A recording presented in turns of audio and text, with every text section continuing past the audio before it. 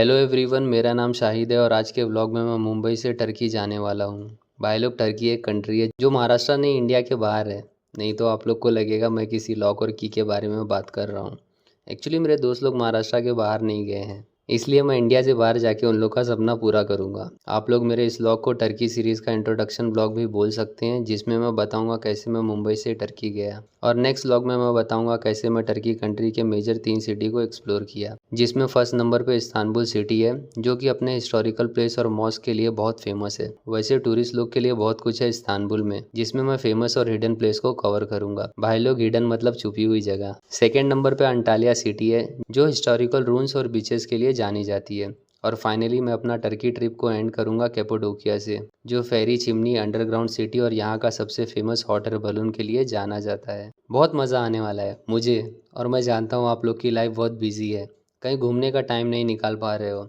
और मैं ये भी जानता हूँ कि पैसे की कोई बात ही नहीं है, इसलिए आप लोग घर बैठ के मेरे व्लॉग को एंजॉय कर सकते हो। तो अपनी सेविंग नेक्स्ट जनरेशन को बिना दिए करते हैं व्लॉग को स्टार्ट। अभी मैं बिल्डिंग के नीचे जा रहा हूँ। घर वाले बहुत इमोशनल हो गए थे, बोले घर से इतने दूर जा रहा है, वो भी अकेले अकेले। समझ नहीं आया इन लोग मेरे लिए रो रहे थे या मेरे अकेले जाने की वजह से रो रहे थे। बिल्डिंग के नीचे मेरे भाई का दोस्त मेरा वेट कर रहा है। सुन के मुझे भी अजीब लगा था कि मेरे भाई का दोस्त मेरा वेट क्यों कर रहा है। तो हुआ यूँ कि मेरे भाई ने बोला कि वो मुझे एयरपोर्ट ड्रॉप कर देगा, और मेरे भाई के दोस्त लोग ने मेरे भाई को बोले कि भाई हम लोग के होते हुए तुम क्यों अकेले जाओगे। तो उन लोग मेरे भाई को कंपनी देने के लिए मुझे एयरपोर्ट ड्रॉप करने जा रहे हैं। ये सुन के मैं तो फूट फूट के रोने लगा मन में। मुझे तो लगा मेरा भाई किसी पैरेलल वर्ल्ड में है जहाँ पे ऐसे दोस्त लोग होते हैं। भाई, मेरे दोस्त लोग के बारे में मैं क्या ही बोलूँ। लास्ट टाइम पे मेरे दोस्त ने मुझे एयरपोर्ट ड्रॉप किया था, तो उसने मुझसे 800 रुपया और OTP पिन लिया था। एक्चुअली वो ओला चलाता है, ये बात उसने मुझे नहीं बताया था। मुझे बस इतना पता था वो कुछ इंटरनेशनल बिजनेस करता है। बाद में पता चला वो सबको टर्मिनल 2 एयरपोर्ट से पिक और ड्रॉप करता है, जो कि एक इंटरनेशनल एयरपोर्ट है। तो अभी हम लोग सैयारा मूवी का गाना मौसम ज़रा सा रूठा हुआ है सुनते हुए जा रहे हैं। और मौसम सच में ज़रा सा रूठा हुआ है, क्योंकि थोड़ी थोड़ी बारिश हो रही है।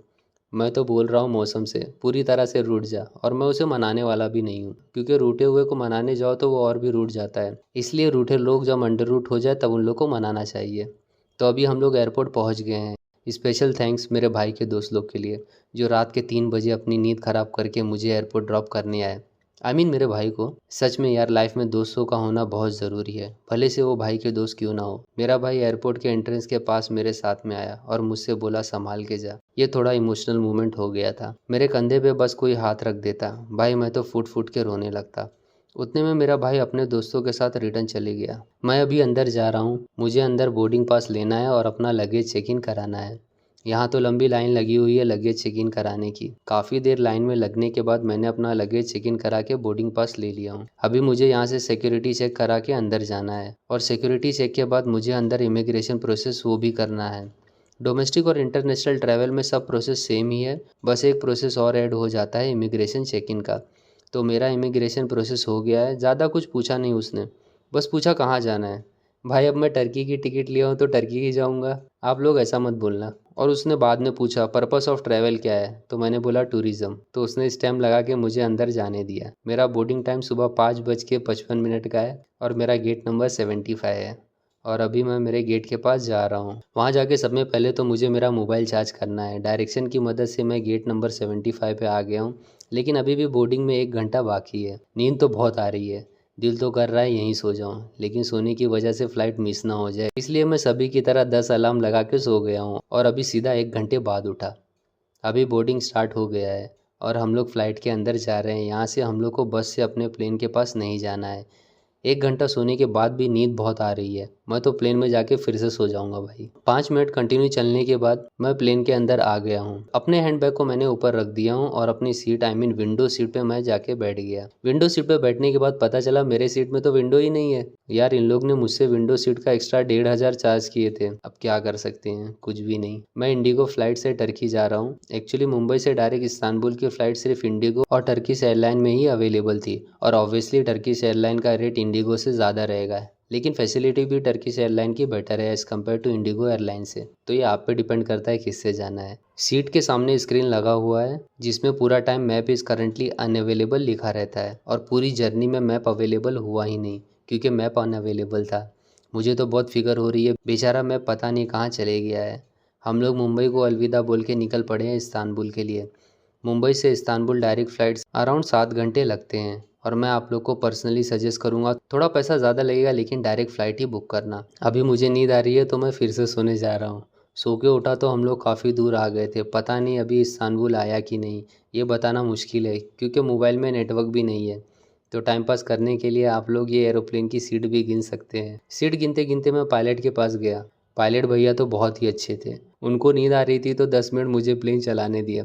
हालांकि मुझे कोई एक्सपीरियंस भी नहीं था प्लेन उड़ाने का, लेकिन फ्रेशर को जॉब नहीं देंगे तो एक्सपीरियंस कैसे आएगा। बहुत लोगों ने मुझसे पूछा, यार इतनी सारी कंट्री में तुम टर्की ही क्यों जा रहे हो टूरिज्म के लिए। एक्चुअली मेरा फर्स्ट प्रेफरेंस टर्की नहीं था। मैं मेरे भाई के साथ यूरोप कंट्री घूमने जाने वाला था, लेकिन मेरे भाई का पासपोर्ट एक्सपायर हो गया और कुछ रीज़न की वजह से वो अपना पासपोर्ट रिन्यूअल नहीं करा पाया और मेरा यूरोप कंट्री का वीज़ा रिजेक्ट हो गया था due to some silly reason. तो मैंने सोचा जब घूमने का प्लान बना ही लिया हूँ तो टर्की घूम के आ जाता हूँ, क्योंकि टर्की कंट्री का वीज़ा इजीली मिल जाता है as compare to other Europe country के। लेकिन भाई लोग सबसे गंदा प्रोसेस मुझे वीज़ा का ही लगता है। इतने सारे डॉक्यूमेंट दो और फिर वेट करो वीज़ा अप्रूव होने का, और अगर रिजेक्ट हो जाए तो फिर से ज़ीरो से स्टार्ट करो। और मज़े की बात यह है कि अगर वीज़ा रिजेक्ट हो गया तो तुम्हारा वीज़ा प्रोसेसिंग फ़ीस भी रिफ़ंड नहीं होता है। अभी हम लोग इस्तांबुल पहुंच गए हैं। यार यहाँ तो बहुत ही ज़्यादा धूप है, क्योंकि मैं अगस्त के मंथ में आया हूँ जो कि पीक समर मंथ है टर्की का। इंडिया टर्की से 2.5 घंटा आगे है, तो टाइम डिफरेंस का ध्यान देके अपनी फैमिली मेम्बर को इंडिया में कॉल करना। नहीं तो ऐसा होता है हम लोग रात के 12 बजे घर पे कॉल करते हैं और इंडिया में रात के 2:30 बज रहे होते हैं, तो उस चीज़ का ख्याल रखना। इस्तांबुल एयरपोर्ट पे मुझे 2-3 चीज़ लेना है। सब में पहले अपना लगेज लेना है, कैश विड्रॉ करना है और सिम कार्ड लेना है। काफ़ी देर वेट करने के बाद मेरा लगेज आ गया है। जब तक लगेज नहीं मिलता तो दिल में एक डर लगा रहता है, इन केस कहीं मेरा लगेज नहीं मिला तो मैं इतने दिन क्या करूँगा टर्की में। अपना लगेज लेके अब मैं एटीएम ढूंढ रहा हूँ कैश विड्रॉ करने के लिए। इंडिया से टर्की आते वक्त मैंने कैश नहीं लिया था, लेकिन मेरे पास नियो ग्लोबल का वीज़ा कार्ड है जिससे मैं इंटरनेशनल ट्रांजैक्शन कर सकता हूँ। यहाँ पे मुझे एक एटीएम दिखा जिसमें कैश विड्रॉ का बहुत ही ज़्यादा चार्ज कर रहे हैं, लेकिन मेरे पास कोई और ऑप्शन भी नहीं था तो मैंने 8,000 रुपया ले लिया हूँ यहाँ से, और बैंक ने ऑलमोस्ट 11% ट्रांजैक्शन चार्ज लिया। लेकिन आप लोग ये गलती मत करना। आप लोग इस्तांबुल में ज़ीरात बैंक के एटीएम से ही कैश विड्रॉ करना, जो कि यहाँ की गवर्नमेंट बैंक है जिसमें बहुत मिनिमम चार्ज लगता है। थोड़े आगे आया तो मुझे ज़ीरात बैंक का एटीएम दिख गया जहाँ से मैंने और 12,000 कैश विड्रॉ कर लिया हूँ और अब मैं जा रहा हूँ सिम कार्ड लेने के लिए।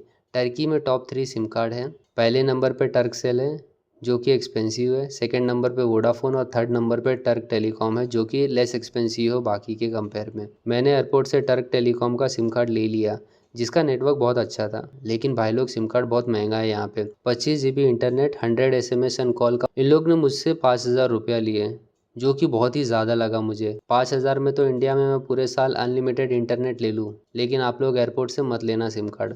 थोड़ा लोकल इस्तांबुल में ढूंढोगे तो इससे हाफ रेट में मिल जाएगा सिम कार्ड। तो डायरेक्शन की मदद से मैं बस स्टॉप पे आ गया हूँ। थोड़ी देर वेट करने के बाद बस आ गई है और हम लोग निकल पड़े अपनी मंजिल के लिए। मैं आप लोग को थोड़ा इस्तांबुल के बारे में बता देता हूँ। तो इस्तांबुल 2 पार्ट में डिवाइड है। एक पार्ट यूरोप साइड में आता है जहाँ पे आप लोग को 90% टूरिस्ट अट्रैक्शन मिल जाएगा, लेकिन ये बहुत बिजी एरिया है और एक्सपेंसिव भी। और दूसरा पार्ट एशिया साइड में आता है जहाँ पे थोड़े बहुत टूरिस्ट अट्रैक्शन है। तो आप लोग अभी समझ ही गए होंगे मैं कौन से साइड रहूँगा। ऑब्वियसली एशियन साइड, मजाक कर रहा हूँ। तो मैं यूरोप साइड में होटल बुक किया हूँ और मेरा होटल सुल्तान अहमद एरिया में है, और एयरपोर्ट से डायरेक्ट बस भी जाती है सुल्तान अहमद के लिए जिसका फेयर 275 टर्किश लायरा है। टर्की की करेंसी को लायरा बोलते हैं। इंडिया वाला Lyra Lyra any time anywhere नहीं भाई, ये करेंसी है। इस्तांबुल एयरपोर्ट से सुल्तान अहमद अप्रॉक्स 40 किलोमीटर है और यहाँ से ऑलमोस्ट हम लोग को 1 घंटा लगेगा। इस्तांबुल एयरपोर्ट सिटी से आउटसाइड है, तो आधे रास्ते बाहर सिर्फ जंगल ही दिखा। जब हम लोग सिटी में इंटर किए तो एक सेकंड के लिए मुझे लगा कि कहीं मैं गोवा में तो नहीं आ गया हूँ, लेकिन जैसे जैसे सिटी के अंदर जाते गया मुझे इंटरनेशनल फील होते गया। मैं तो बहुत ही ज़्यादा एक्साइटेड हो रहा हूँ जल्द से जल्द होटल आ जाए और मैं फ्रेश होकर इस्तांबुल को एक्सप्लोर करने के लिए निकल जाऊँ। बस ने हम लोग को ब्लू मॉस्क के पास ड्रॉप किया और मेरा होटल भी ब्लू मॉस्क के पास ही है। सबसे मुश्किल काम यहाँ से होटल तक जाना है क्योंकि यहाँ के रास्ते लगेज फ्रेंडली नहीं है, और वो क्यों लगेज फ्रेंडली नहीं है वो आप लोग को मेरे टर्की सीरीज़ के व्लॉग में पता चल जाएगा। अभी मैं अपना लगेज होटल में रख दिया हूँ। शाम का टाइम है, व्यू बहुत ही अच्छा है यहाँ का। आज तो मैं बहुत थक गया हूँ, इसलिए आज मैं कहीं भी नहीं जाऊँगा, बस यहीं पे बैठ के आराम करूँगा। जितना खूबसूरत ये मॉस्क बाहर से है उससे ज़्यादा कहीं अंदर से है। तो ये था मेरे टर्की सीरीज़ का इंट्रोडक्शन व्लॉग। नेक्स्ट व्लॉग में मैं निकल जाऊँगा इस्तांबुल को एक्सप्लोर करने के लिए। तो आज के व्लॉग में बस इतना ही, मिलते हैं नेक्स्ट व्लॉग में।